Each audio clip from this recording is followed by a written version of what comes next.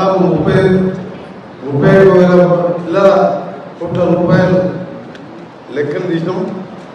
దాన్ని జూలై మొదటి వారంకెళ్ళి 2 లక్షల రుణమాఫీ చేయడానికి నిర్ణయం తీసుకొని ప్రత్యేకంగా దాని మీదనే క్యాబినెట్ మీటింగ్ జరిగింది.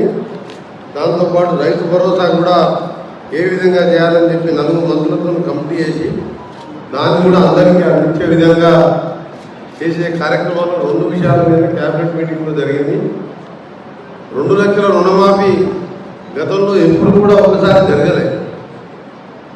2014 నుంచి 2023 డిసెంబర్ 11 వరకు మొదటి విడత పోయిన గవర్నమెంట్లో 16,000, ఆ తర్వాత 12,000 కోట్లతో మొత్తం 28,000 కోట్లు 10 ఏళ్లలో మాత్రమే అది 6-7 విడతలుగా ఇవ్వడం జరిగింది. దాంతో రైతు పెద్దగా లాభం జరగలేదు. అది బ్యాంకులకు